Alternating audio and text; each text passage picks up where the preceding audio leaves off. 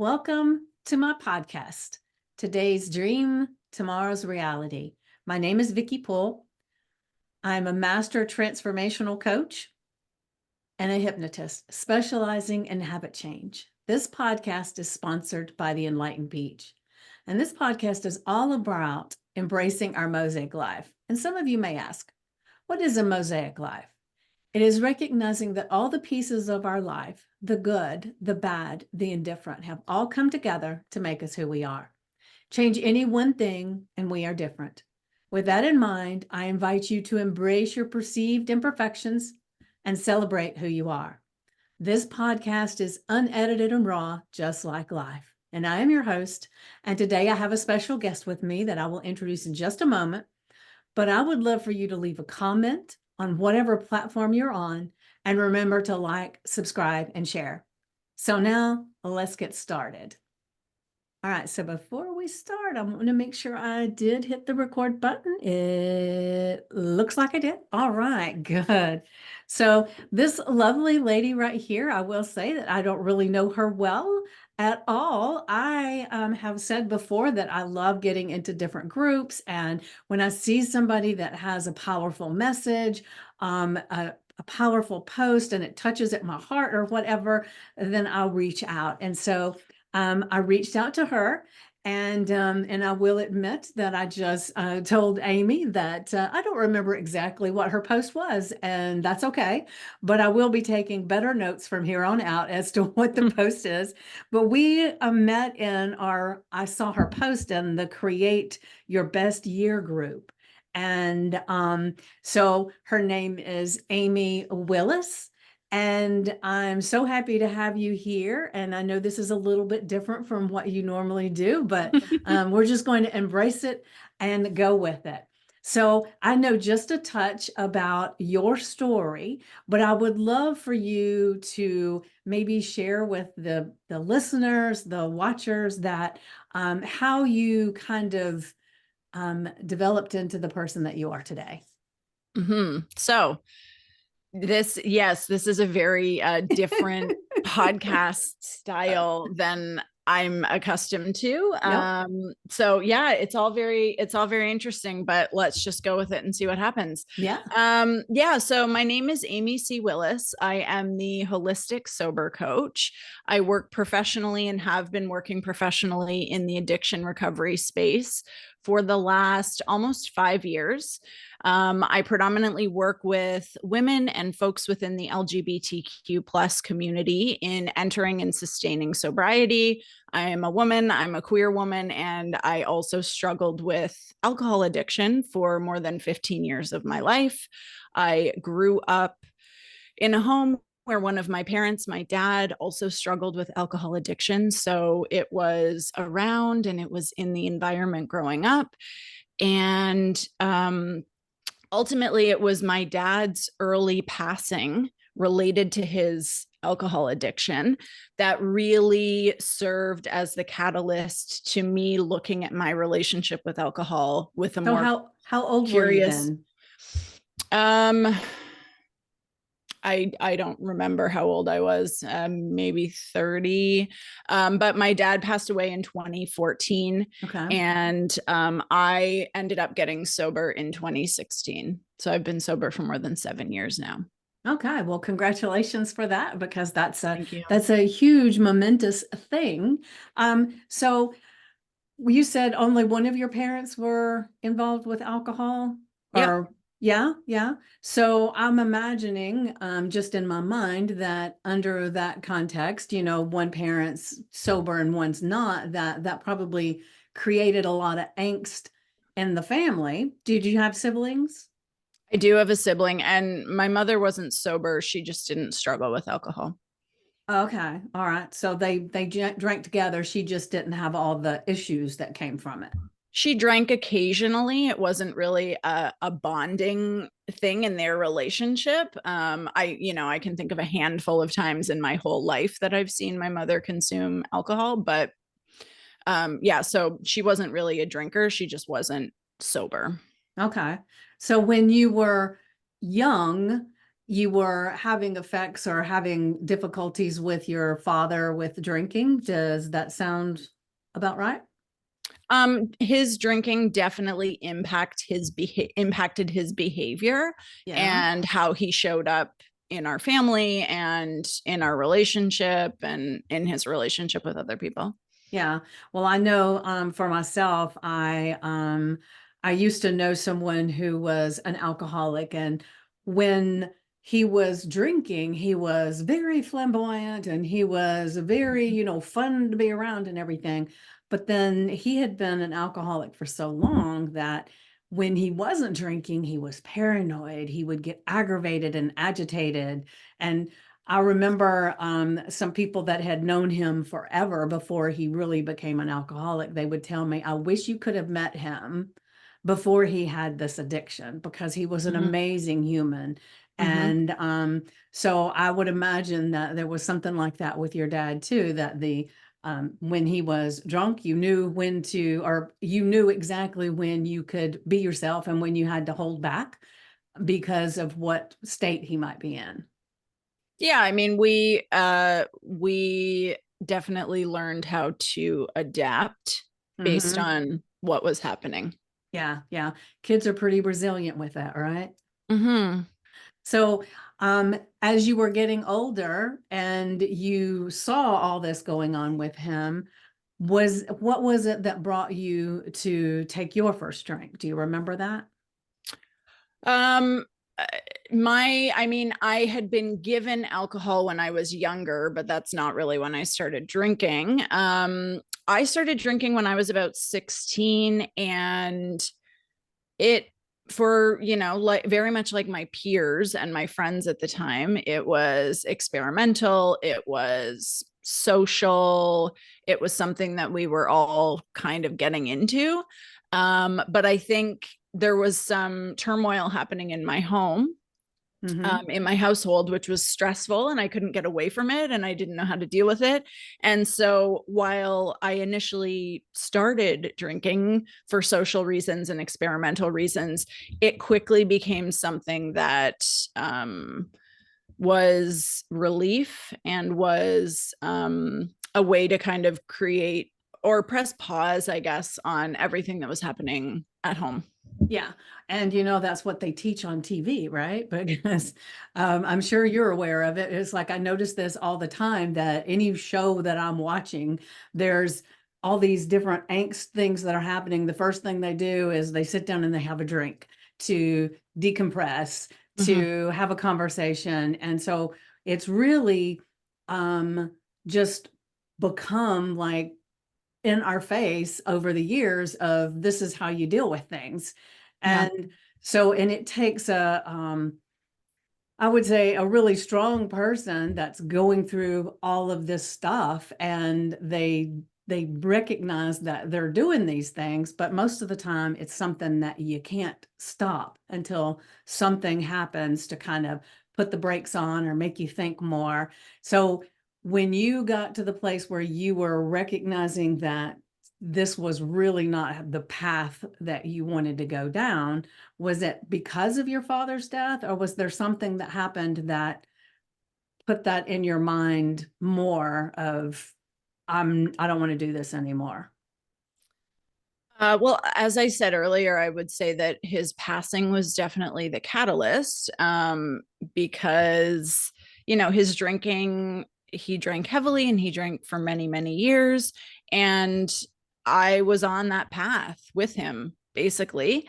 And I had, laid out in front of me what my future held if I kept going down that road. Yeah. And so, I didn't immediately start to look at my drinking. I mean, immediately after his passing, of course, I was grieving and my addiction actually got a lot worse. I was drinking a lot more.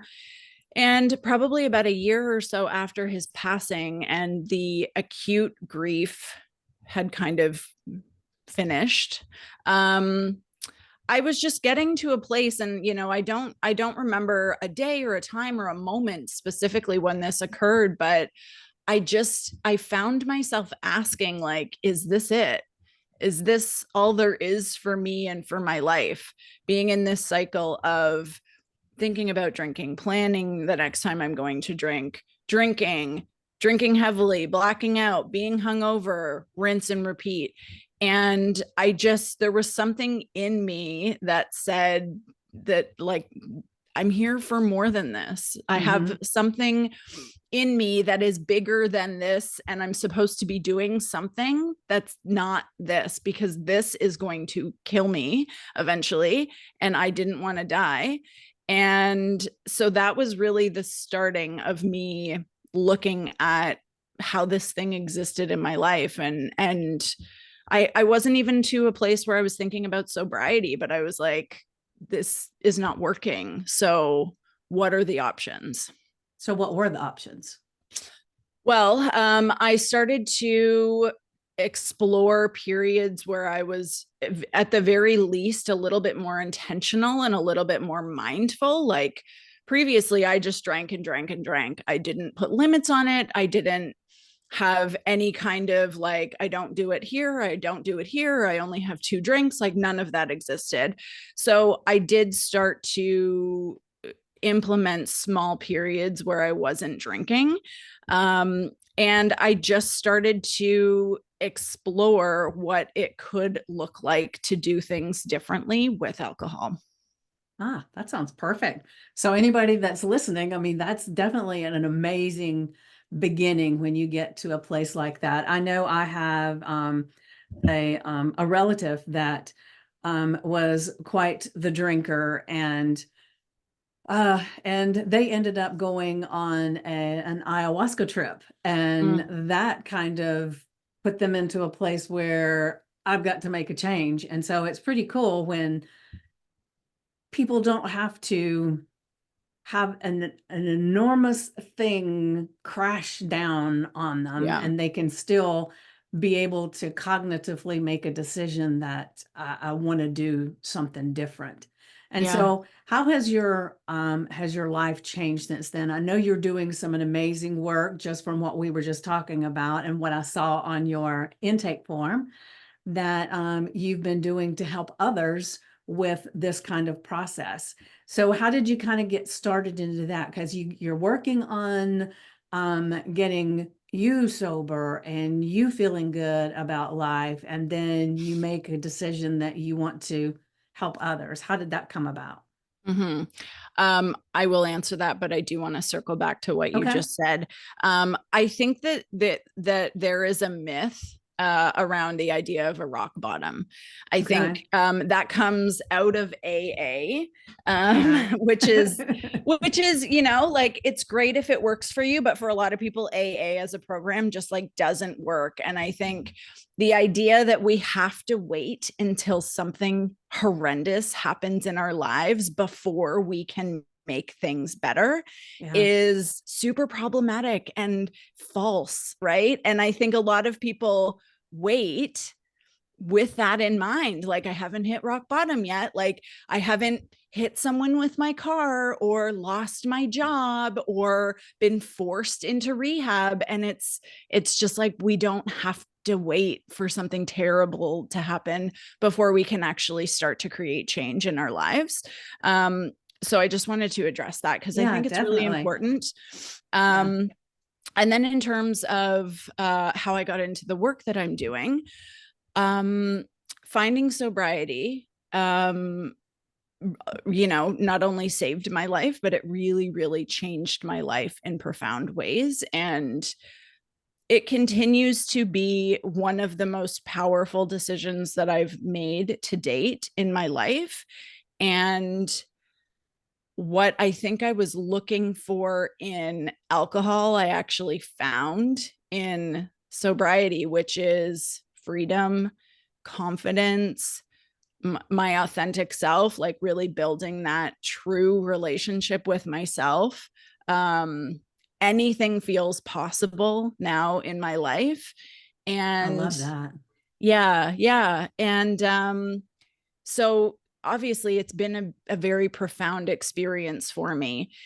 And I have always been someone who has had an innate desire to support other people, to help other people, whatever, with their goals, find out what they're passionate about, like whatever it is.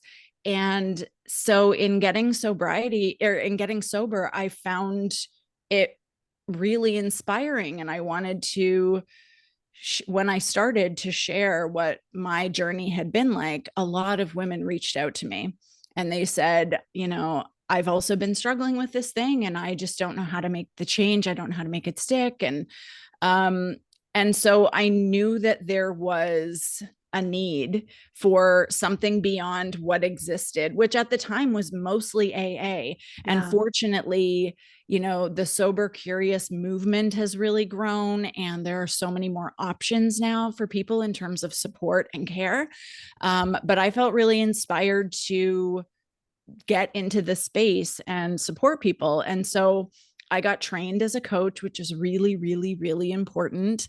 I really can't stress that enough because it's an unregulated industry. Mm-hmm. Anyone can call themselves a coach, or they can do a 8-hour weekend course and call themselves a coach. And if you are going to work with people and you are going to actually take their money in exchange for giving them tools and skills and support and accountability and creating change, you need to be able to do it. And so I got trained as a coach, and that is how I got started doing what I'm doing. Okay. Well, let's back up just a little bit. I know you said that you were having such great results and you were feeling so good and you're all those confident in all those accolades that you were just saying, and that you started sharing. So where did you start sharing at? Also, I will say in the beginning, I did not feel any of those things. So just to be clear, it wasn't like I put down my drink and I was immediately confident. It takes time. Yes. And I did not go through a program to get sober. I barely told anybody in my life. I very much was white knuckling it and just so determined. So did your friends and people start saying something about, why are you not having a drink or anything like that? Honestly, I kind of isolated a little bit in the beginning because I was so focused on prioritizing getting sober that I was not willing to put myself in situations that would challenge that in the beginning. Yeah, brilliant. Well, yeah, and it was what I needed. And I think, if I had a different set of skill sets, or more support or more accountability or community, I might have been able to navigate it differently, but I was going it alone. And so I was just like, I just need to do whatever I need to do to get through this. And then I did gradually start to tell people in my life. And what was their response when you first started telling them? Do you remember? Yeah, I mean, like my partner at the time said supportive words, but then did things that were not supportive. So that was challenging. For example, I remember going to this person, we're not together anymore. Okay.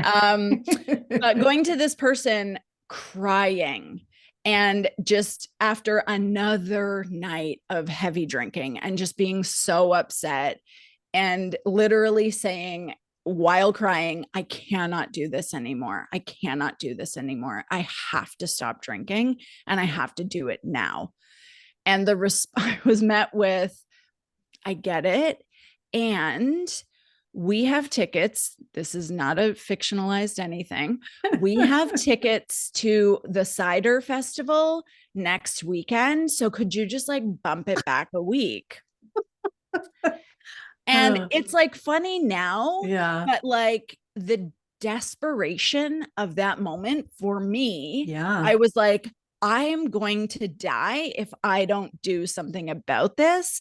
And to be met with, yeah, cool, I support you, but can we like get that started later? Because I personally am really looking forward to the Cider Festival, so it's like, yeah, I support you. But really, when it's like comfortable and convenient for me, which doesn't feel like support on my side. So that was a mixed bag, we'll say. And Yeah, I mean, some friends were great. They were like, great, like happy that you're addressing this and happy to support you in doing whatever you need to like create this change. Other folks, and I think that this makes a lot of sense, but you know, I didn't outwardly have a lot of the we'll say symptoms that people are accustomed to when somebody You're is. visually kind of disappearing a little bit. It's because I'm in directly in the Oh, sun. okay. Oh, I'm gone. Okay. How There about you that? go. There you go. Okay. Now I can see. Okay. Yeah. So for example, I was doing really well in my career. I had great friendships. I had a partner. I was traveling. I was social, like things outwardly looked very fine. And I didn't have any of those big markers of addiction, which I think frankly are outdated. And most people Yeah. don't have those markers, but that doesn't mean there isn't still a problem. And so when I told some people, they were like, really? Like, we all kind of drink the same. And I was like, I know that we don't drink the same because when we all go home for the night, I continue drinking by myself. And that's not what other people do. Or when we go out to dinner, and four of my friends split a bottle of wine and I drink two to myself, we're not drinking the same. Yeah. So, but externally, everything looked good. And so, some folks were just like, oh, that's weird. Like, I didn't think it was an issue for you, which actually was invalidating Yeah. of my experience. It's happening again. Okay, here we go. I'll just shift with the You sun. just keep I'm like a morphing human away. human sundial.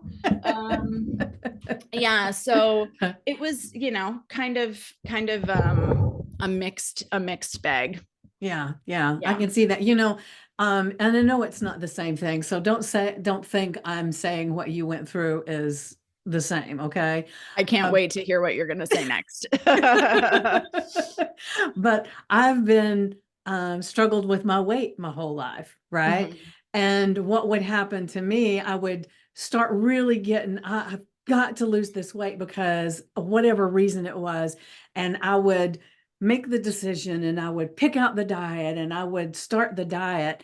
And it never failed. There was always somebody who would say, we're here, eat it. What's it going to matter? Just go ahead Mhm. and eat it. Mhm. And then if I had another time, because I had so many failed diets, that if I said I was on a diet and I couldn't eat that, they'd say, well, just go ahead and eat it anyway. You've tried this before and it hasn't worked. So people, I don't know that they mean to be mean and dismissive of what you're going through, but Yeah. man, can they be dismissive, right? Yeah. Yeah. Yeah. And, I generally like to assume the best in people. And so like I didn't interpret anybody's comments as malicious or mean-spirited or anything like that. But I can say now, obviously in my own experiences, but what I hear from my clients and what I see, like I have a private Facebook community for sober and sober curious women, and it's just like we need to just be accepted and supported. We don't need all the side comments. We don't, like nobody needs to comment when I'm telling them I'm struggling with drinking and I'm stopping right now. I don't need to then hear their interpretation of what they understand the event to be. Like the Mhm. best thing that you can say to somebody, I'm going to take a break from drinking. Awesome. What can I do to support you? That's Ah, it. That's perfect. it.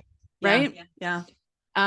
Nobody needs your ill-informed often, right? Because chances are your friends or your family or whoever, they don't have all the information about what you've been going through. And so Yeah. great, I support you. What do you need? That's it.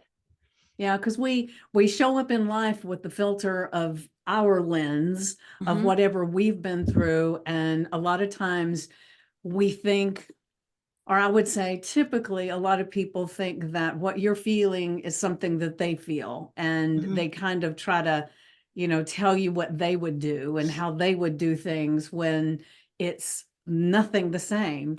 Yeah. And so it's really interesting. And I'm sure like some of the people that I know that have had alcohol issues, they end up having to completely change their friends.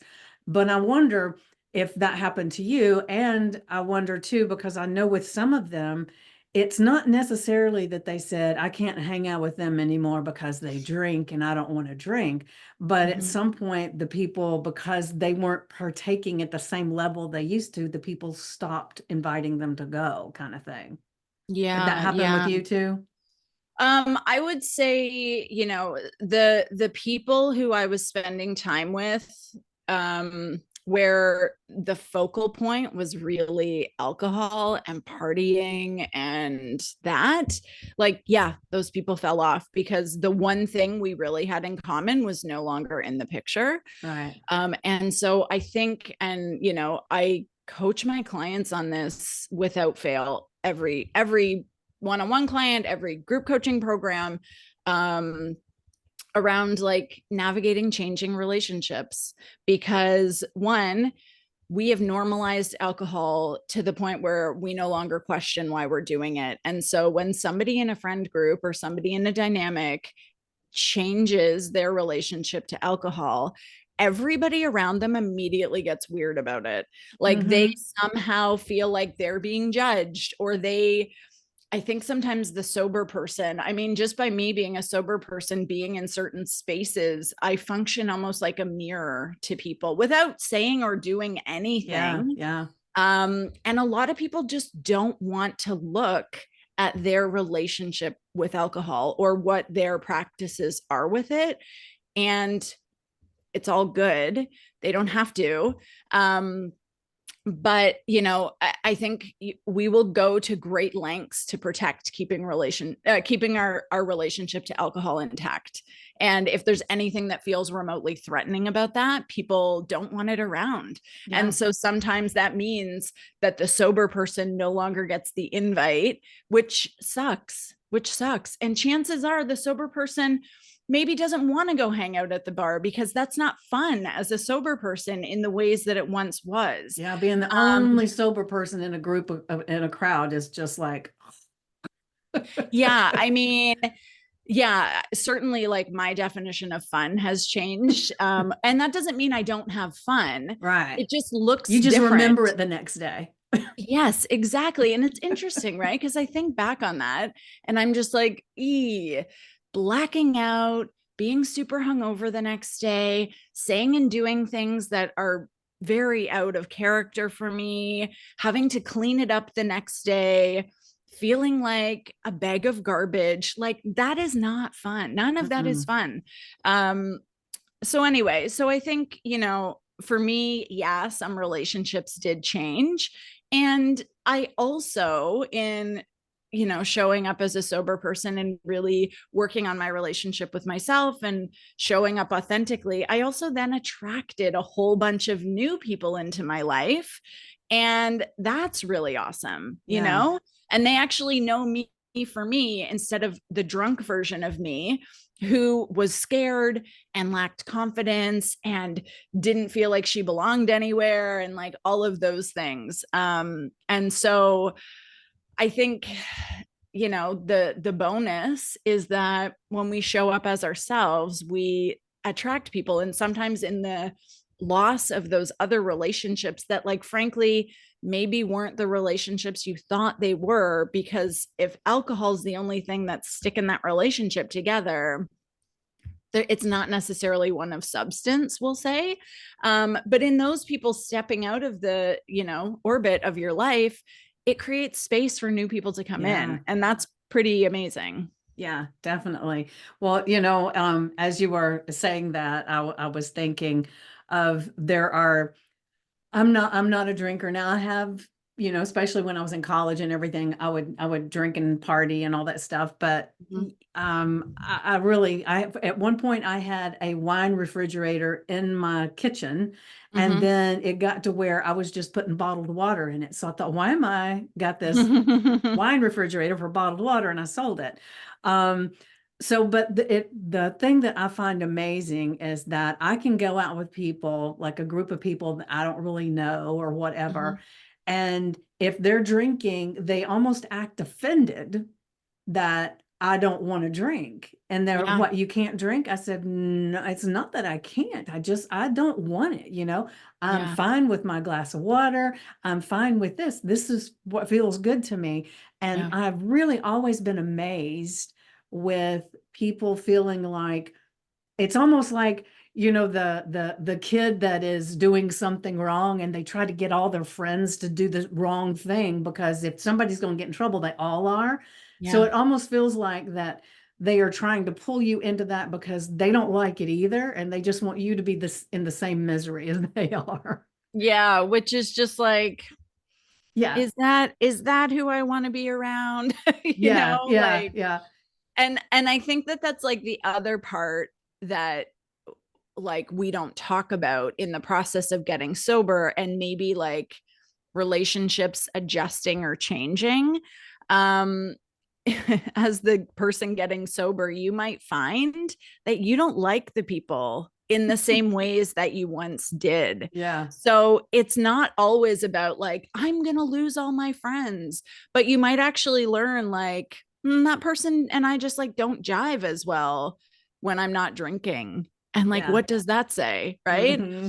Um, so yeah, I just for folks like listening, if you're considering sobriety, just know that like your true friends are your true friends, and they are going to be with you through seasons, changes, transitions, whatever. And you will also find your people when you show up as your most authentic self. Yeah, yeah, Mm-hmm. that's perfect advice. Yeah. And I will say, a lot of times, and I can't speak from becoming sober after having an alcohol issue, but I can Right. talk from a lot of other spaces. Sometimes when we go through challenges and things in our lives, we almost feel like we have cracked and broken pieces of us, and that, we're being judged, or, we sometimes, if you've been in a position where you were like with drugs or with food was my addiction for the longest time, Mm-hmm. that I almost felt embarrassed, about all the things that had transpired with crazy things that I did with food. Mm-hmm. But a few years ago, I ran into this stuff about kitsumi. Have you heard of that? The Japanese art of pottery. Mm-mm. Um, Oh, with the gold and the Yes, cracks and because they the. take pottery that's been cracked, and then they put, which most people would discard, and they put gold in there, and it makes it beautiful and makes it stronger. And I Yeah. love that, because no matter what, whether it's a food addiction or a drug addiction or alcohol addiction, our cracks that has created in us, we can actually, by working on ourselves and getting happy with who we are and this new life that we have, we've inadvertently, we've gone in and filled those cracks with gold, and we've made such a beautiful human. Mm-hmm. And we wouldn't be who we are without all those cracks and pieces that are there. Yeah. And so I always like to bring up that art when it comes to having overcome something, because a lot of times people will say, I wished all of this had never happened to me. Mm-hmm. And even though that may be true, if those things hadn't happened and you hadn't had those experiences, you wouldn't come out in this place right now. And I'm sure with you definitely, with all that you're doing, you have embraced that kind of thing, because you are helping people to heal themselves like Mm-hmm. you healed yourself. And I'm so in awe of all of that. And Yeah. so when you are working with people, you said you have a Facebook group, and then you do groups, and I think I remember you're a writer. Have you written a book, or what have you got going on there? I will. You're what? I don't know if I froze or you froze.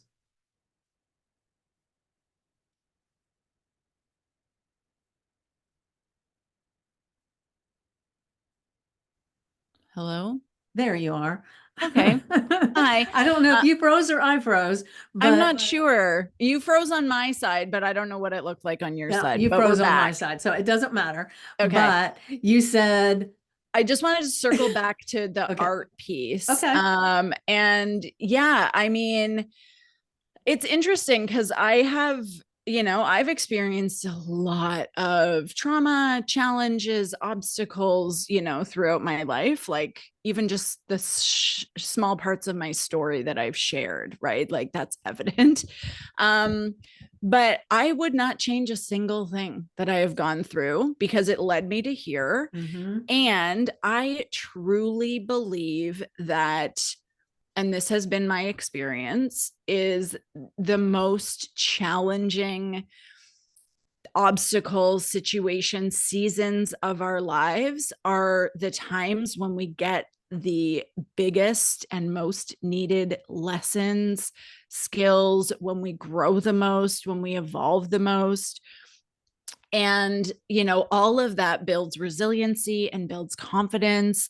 And, when you walk through the fire of your life, you come out stronger having been forged in that flame. And so I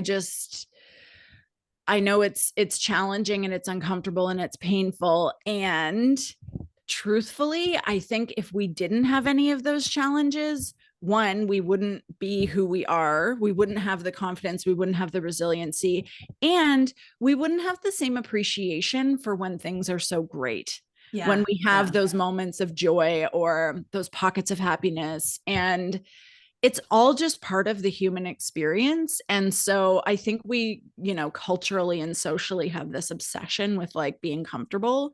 And like the second something gets uncomfortable, we want to flee it, which is why I think so many people turn to food or to drugs, or gambling, sex, like whatever the yeah, thing. yeah. Um, and so if we can just embrace the idea, even that discomfort is just part of the journey and you're going to learn a lot there, and then it will be over. That's really helpful, right? To just know that that's part of it and it's normal. And if things were easy all the time, I don't know. I think we would all just be way less interesting, way less equipped, Yeah, yeah. and pretty dull, frankly. Yeah, I agree. And Yeah.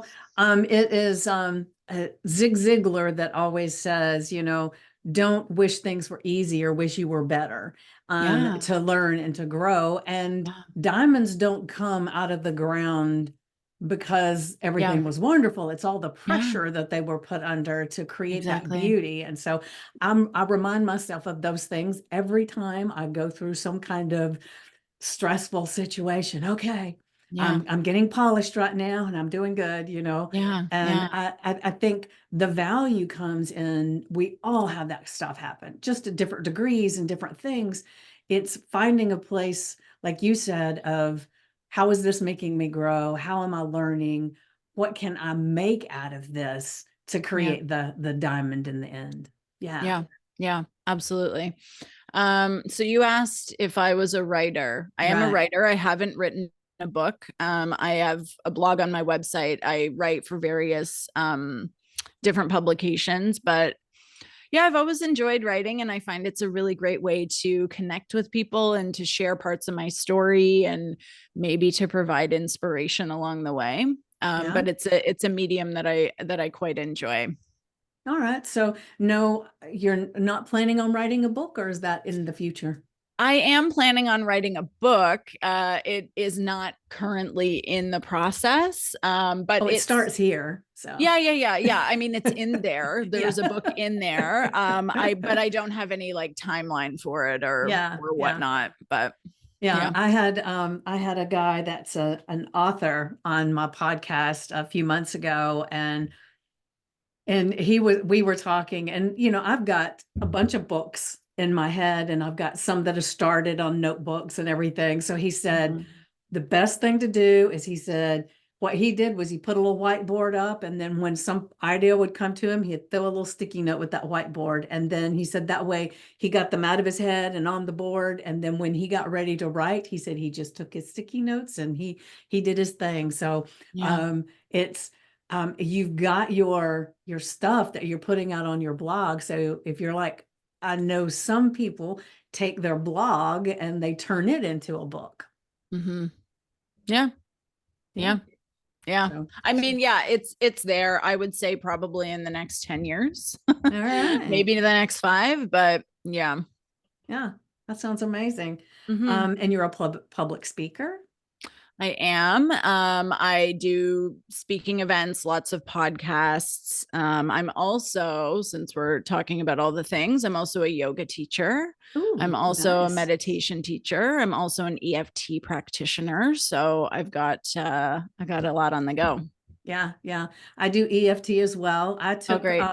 I have a health coach certification, a life coach, a transformational coach, a mastery. And then once I got through with all of those, like the first one was a year-long course, and then I ended up getting 5 hypnosis certifications because it was like, well, one wasn't enough, you know, Yeah. you have to dive around to all the different things. And so um, it sounds like you're a little bit like me in that I love learning new things that help me to be better. And then in Yeah. turn, that helps me to help other people be better. Yeah, absolutely. I really, I integrate meditation and mindfulness based practices in with all my clients because, obviously we all know the laundry list of benefits that go along with meditation, but being able to interact with your thoughts in a different way, as you Mm-hmm. can probably imagine, is a really helpful skill to have when you're trying to get sober. Yeah. And so that's absolutely, I mean, it's been a tremendously helpful practice for me. So I absolutely want to pass that on to my clients. Same goes for tapping. I do a customized tapping session with all of my clients. I also have a bunch of pre-recorded videos on various topics, just like broad, like tapping for boundaries, tapping for self-love, like that kind of thing. Mm-hmm. Um, and as you know, like once you know the tapping points and kind of have some comfort with it, it's a self-administered tool. So you can use Yeah. it and its applications are so broad. And so I like to really bring tapping in and integrate that into my clients' self-care and stress management, because particularly for women, stress is a huge trigger for drinking. And so just having those like helpful tools that they can use and implement and just have in their back pocket is really, really helpful. Yeah. Yeah. I love, I love tapping. And I remember when the first time I did it, it was like I was just blown away with, Mm-hmm. I thought, how does that work? Yeah. I'm always curious about why people do the things they do. And when Mm-hmm. it came to doing this tapping and all this stuff, and I thought, that just seems silly. I don't see how that works. Yeah. And then it did. And it was like, oh my gosh, I got to learn Mm-hmm. how to do this even better. Because I went to a tapping summit, you know, and but it was really cool. And after that, it was like, yes, I need this in my life.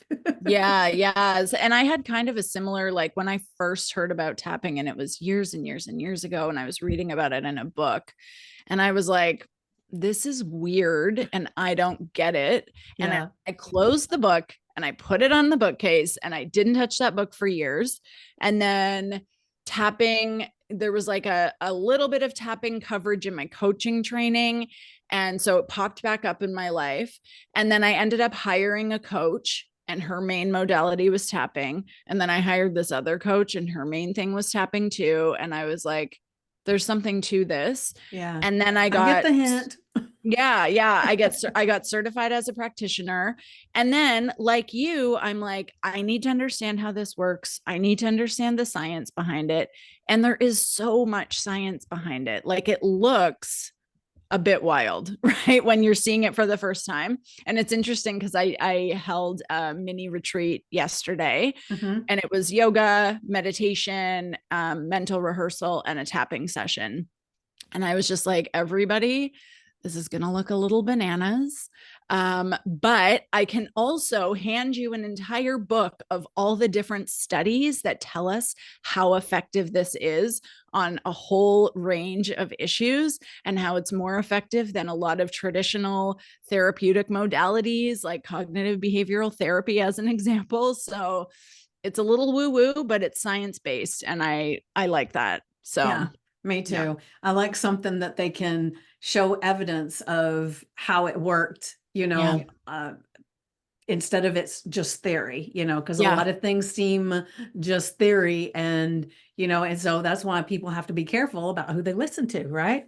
Yeah, Um, absolutely. and the thing that I love about what you do and what I do is I feel like, and you alluded to it earlier, but I kind of feel like when you hire somebody like us, that it's like you're here and then we're standing up above and we're looking down and we can see the repetitive things that you're doing, or the things that, if you would just pivot a little bit to the left here, then you would be on the right track. And so, because we don't know what we don't know. And so it is Mhm. so imperative for anybody that's trying to make a change in their life to get help, because if it was easy, nobody would have a friggin' problem at all.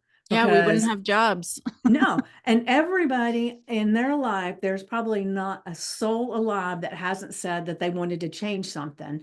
And Mhm. then they make the change for a while and then it's gone and they're right back to where they were. And it was like Yeah. a couple of days ago, I heard somebody talking and they said that day, I wish I could remember the date. I'll have to look it up. That date was in the history books as the day that most people give up on their New Year's resolutions. Is it Is like January 16th or something? I don't remember what the date was, Yeah. but it was that date. Is by then most people have given up. Yeah. And I think it's because most of the time when we create resolutions, we're creating something that we think we're not going to do anyway. Mhm. But, without help to navigate the path and get someone to hold you accountable and almost hold your hand too, to say, you got this, we can do this together, let's Yeah. keep trying. That's why doing what you do and what I do is so imperative in the world. And I just wanted to say that really quick, because so Yeah. many people think, well, I can just do this on my own, and that Yeah. doesn't work for long. Yeah. Well, here's the thing. I will say that I think that anybody who is interested in entering and sustaining sobriety can absolutely figure it out on their own. Period. So I do think that that's possible. Um, However, I think, like what you said, they're called blind spots for a reason. We don't know what's going to work. We are, and I can say this because I lived this. Like, I was trying to get sober. I was trying to figure it out. I was using my own life as a trial and error. It was hard, it was frustrating. I did that for like 18 months probably. And I now look at what I do, and I take not only all of my own experiences, all of my training, all of the evidence based tools that I know are effective for most people when used properly, and I collapse that timeline. Mm-hmm. So by the time somebody finishes a group coaching program with me, which is 3 months, for example, they are miles ahead of where they would have been if they were staggering through over a 3 month period alone. Right. Right. And so it's like, yeah, I think you can absolutely get there. But do you want to spend 18 months trying to get there? Do you want to Or spend longer. 24 months trying to get there? Do you want to spend the next 5 years trying to figure it out? Because I think the other part of that is like, it's really hard to sustain an effort for that long when you don't know that you're even on the right path. Yeah. And it's literally, and every time you try something and it doesn't work, and I don't want to say it's a failure because there's always a lesson, but like whenever you bump up against like challenges and you're not having wins, that can really knock the wind out of your sails and make it harder to continue to try and to continue to go forward. And I think when you work, not I think, I know when you work with a coach, all of that guesswork is taken out of it, because it's like, here's this roadmap, and Right. I'm literally going to walk beside you and I'm going to show you where to go next. And you don't have to hope for the best, because like hope is not a strategy. It's great to be Right. hopeful, but it's not a strategy. Um, and it's just like all that guesswork is out of the way. I'm literally being like, and then this, and then Mhm. this, and then Yeah. this. While also being like, you're amazing, you're incredible, you can do this, you can do the hard things, you're creating evidence of it every single day. It's like a night and day experience. Like when I think of what I do for my clients compared to what I struggled through on my own, it's a night and day experience. Yeah. And so it's just like, okay, so do you want to, you can figure it out on your own, truly, but do you want to spend that much time doing it? Right. And to me, and I know you can do things on your own, Yeah, but yeah, the likelihood of it lasting for the rest of your life is small, yeah, yeah, because our natural tendency is to go back to what we know, what's comfortable, and that's yeah, just nature. yeah, And so without the coach, wouldn't it suck to have gone through that 18 months, not gotten a coach, not done all those things, and then you waited 2 years and suddenly you're right back where you started? I mean, and yeah, that's what happens yeah, so often, yep, that it's preventable. And so I just want to yeah, make sure that everybody knows, everybody that's watching and listening, that it's imperative when you've got something like this going on that you get a coach to streamline it, hold your yeah, hand, and to be there with you as you get to those dates that most of the time, after a certain amount of time, people do try to almost fall off, and because that's the nature of thing. So yeah, with a coach there with you, you can actually say, wait a minute, in just a couple of days or this next week, that's when people typically have a little bit of a harder time. Let's go ahead and pump this up and let's do something different this week. And yeah, without you doing that kind of thing for them, they wouldn't know and they would revert back. So yeah, I'm all for coaching, especially with something as difficult as becoming sober. And yeah, so I just want to make sure that everybody knows they need to reach out to you. Anybody that's having any qualms about coaching, or having an issue with alcohol and sobriety, how would they reach out to you? And I will be putting in the description your links and everything for people to reach out. But just for the ones that are yeah. listening, tell them how they can get a hold of you. Yeah, sure. So my website is a great, first step. My company is called Whole and Well, but it's not like what it sounds. It is HOLANDWELL.com. And as you said, that'll be linked.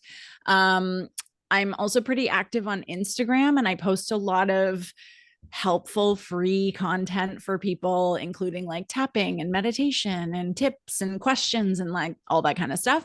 And my handle is Ms. Amy C Willis, so MSAMYCWILLIS. And then I do also have a private Facebook group for sober and sober curious women. And it's become my favorite little corner of the internet, because it's, everyone in that group is just so open and supportive and caring of other people in that group. And there are so many commonalities and there's just so much support. So if you're like, I'm not ready for coaching, but I am curious and I'd like to just like meet other women who are doing something similar to me, definitely check out that group. It is the Whole and Well Sober Collective on Facebook, which will also be linked. And yeah, those are three great. Perfect. Perfect. Well, thank you for sharing that. And we're about at the end of our time, but thank you so much for being here and sharing your story and your feedback. And I'd really love to have you on again to dive a little bit deeper into some of the stuff that you talked about. Yeah, And sure. so thank you again for being here. And I will leave everybody with these words. The best way to predict the future is create it. So what are you creating? Thank you. Thank you for having me. Bye, everybody. My pleasure.